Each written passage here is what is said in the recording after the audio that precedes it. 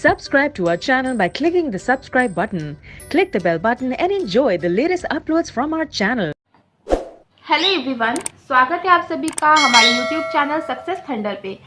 तो फ्रेंड्स, आज मैं इवनिंग में लाइव आने वाली थी जिसका मैंने पोस्ट भी डाला था, बट कुछ टेक्निकल इशू की वजह से मैं लाइव नहीं आ पाई। तो आज फ्रेंड्स मैं जो आपसे डिस्कस करने वाली थी वो था क्वेश्चन एंड आंसर सेशन। मतलब कि आपके कमेंट्स काफ़ी सारे आते हैं जिसमें काफ़ी सारे क्वेश्चंस पूछे जाते हैं, बट चूँकि मैं जब क्लास लेती हूँ तो उस टाइम वो सब डिस्कशन करके फिर थोड़ा सा लय बदल जाएगा, इस वजह से मैं वहाँ पे वो चीज़ें डिस्कस नहीं करती हूँ। तो आज मैंने सोचा था कि लाइव आऊँगी और लाइव इंटरेक्शन करेंगे हम लोग, और जो भी क्वेश्चंस होंगे या कुछ भी होंगे तो वो चीज़ें हम लोग डिस्कस कर लेंगे। बट कुछ टेक्निकल प्रॉब्लम की वजह से मैं लाइव नहीं आ पाई।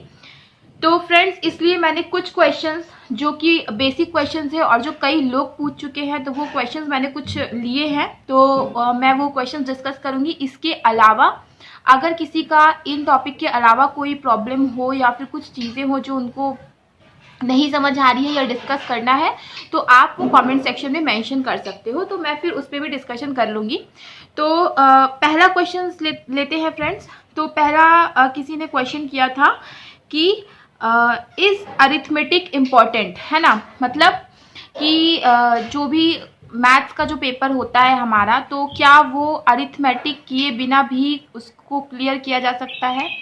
तो हाँ फ्रेंड्स, देखिए, अगर आप प्री की बात कर रहे हो तो प्री में आप चाहो तो sectional cut off yes definitely clear कर सकते हो बिना अरिथमेटिक किए भी। बट अगर हम बात करें ओवरऑल कट ऑफ की, तो अगर आप मैथ्स में अच्छा स्कोर नहीं करोगे तो कहीं ना कहीं थोड़ा मुश्किल है। या फिर ऐसा हो कि अगर आप इतने कॉन्फिडेंस हो कि आप इंग्लिश में 30 आउट ऑफ 30 ले आओगे एंड रीजनिंग में 35 आउट ऑफ 35 ही ले आओगे, तो हो सकता है कि आप क्लियर कर जाओ कट ऑफ। अदरवाइज थोड़ा सा मुश्किल है, तो इसीलिए अरिथमेटिक को आप बिल्कुल भी इग्नोर नहीं कर सकते हो। बिकॉज प्री में मान लीजिए कि आप नंबर सीरीज एंड सिंप्लीफिकेशन, है ना, इन सब चीज़ों से आपने काम चला भी लिया अप्रोक्सीमेशन से, बट मेंस में आप सभी जानते हो कि डीआई आती है और डीआई डिपेंड करती है आपके, टोटली डिपेंड करती है आपके अरिथमेटिक सेशन पे। सो अरिथमेटिक स्ट्रांग होगा तभी आप डीआई अटेम्प्ट कर पाओगे। तो आई होप आप समझ गए होंगे कि यस, अरिथमेटिक करना ज़रूरी है। अरिथमेटिक करना इक्वली इम्पॉर्टेंट है जितना कि बाकी सब पार्ट्स, ठीक है। तो अब नेक्स्ट क्वेश्चन जो है वो मैं लेती हूँ, कितने मंथ्स की करंट अफेयर्स पढ़ें। तो ये एक बहुत ही डिबेटेबल टॉपिक है और बहुत ज़्यादा ही लोगों को कन्फ्यूजन रहती है। तो देखिए फ्रेंड्स, मैं आप लोगों को सजेस्ट करूंगी कि if you are taking a bank exam, तो बैंक एग्जाम के लिए 6 month current affairs is sufficient. तो 6 मंथ का आप करंट अफेयर्स पढ़ लो। और स्टैटिक के अगर आप कहोगे कि स्टैटिक में क्या क्या पर्टिकुलरली पढ़ें, तो उसका मैं अलग से वीडियो प्रोवाइड कर लूँगी। बट स्टैटिक में डेफिनेटली आपको जो चीज़ें एग्जाम में पूछी जाती है वो मैक्सिमम यही देखा गया है कि जैसे कि मान लीजिए कुछ करंट में कोई भी इशू चल रहा है, जैसे अभी रशिया का कुछ इशू चल रहा है, रशिया यूक्रेन का जो भी इशू चल रहा है, तो अब रशिया और यूक्रेन से रिलेटेड जितने भी स्टैटिक फैक्ट्स हैं, जैसे कि रशिया का, यूके के जो भी मतलब हेड्स हैं, प्रेसिडेंट हैं, ये सब लोगों का नाम, ठीक है।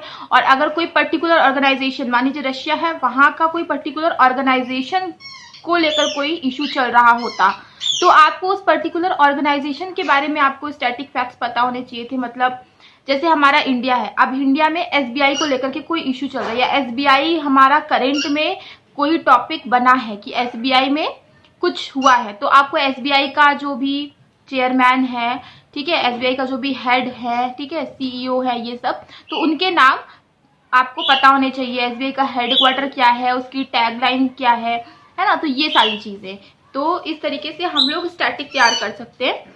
और मैक्सिमम क्वेश्चंस स्टैटिक में भी वहीं से आते हैं जहां से आपका करंट में जो भी टॉपिक चल रहा होता है उसी से स्टैटिक का भी पूछा जाता है। अच्छा, और एक क्वेश्चन आया था कि मेंस एग्जाम का लेवल। तो लेवल एज सच देखिए, मेंस का डेफिनेटली प्री से तो हाई रहेगा ही रहेगा, तभी तो वो मेंस कहलाता है।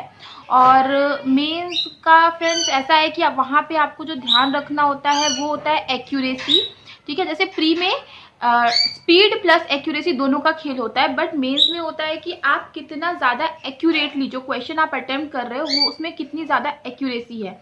तो मेंस में डेफिनेटली आपको अपनी एक्यूरेसी पे ध्यान देना है कि आपका क्वेश्चन जो है वो गलत ना हो, ठीक है। जितने भी क्वेश्चन आप अटेम्प्ट करो बट सही करो।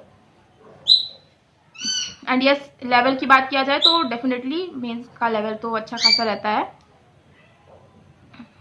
नेक्स्ट क्वेश्चन है, is 120 rules sufficient for English. तो देखिए, कभी भी रूल से, अगर आप रूल से किसी भी लैंग्वेज को डील कर रहे हो, it will never be sufficient.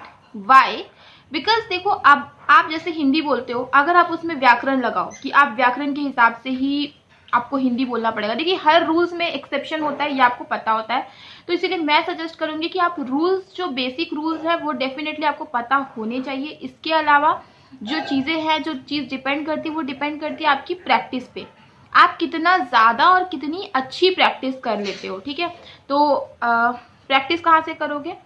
तो प्रैक्टिस की के लिए सिर्फ एक ही प्लेटफॉर्म है फ्रेंड्स, वो है हमारा द हिंदू या फिर कोई भी इंग्लिश न्यूज़पेपर। जितना ज़्यादा रीडिंग करोगे उतना ही ज़्यादा आपकी वोकैब स्ट्रांग होगी। फर्स्ट थिंग आपको पता चलेगा, जैसे कि जब मैं तैयारी करती थी तो मैं आपको बताऊं, कभी भी मैं कुछ भी सेंटेंस पढ़ती थी, ये नहीं कि सिर्फ मैं न्यूज़पेपर जब पढ़ रही हूँ तभी, न्यूज़पेपर के अलावा भी मैं कुछ भी XYZ कुछ भी पढ़ती थी तो वहाँ पे मैं ग्रामर लगाती थी। मतलब कि अगर आपका मान लो कि आप कुछ भी पढ़ रहे हो XYZ, आप कुछ ऐसे नॉर्मल पेपर ही उठा के पढ़ रहे हो, जैसे आप कुछ शॉप से आप कुछ लेने के लिए गए, ठीक है, तो वहाँ पे जो जिस भी पेपर में उसने रैप करके दिया वो भी उठा के पढ़ रहे, तो आप, मतलब मैं जो ऐसा करती थी कि उस लाइन में भी मैं ढूंढती थी कि अच्छा इस वजह से देखो, इस ग्रामर की वजह से यहाँ पे ये आया, इसकी वजह से यहाँ पर ये आया। तो थोड़ा सा आपको मतलब सोचना पड़ेगा, इस पर मतलब प्रैक्टिस करनी पड़ेगी। तो उसका दो ही तरीका है, एक तो आप न्यूज़पेपर पढ़ो, दूसरा मॉक टेस्ट दीजिए।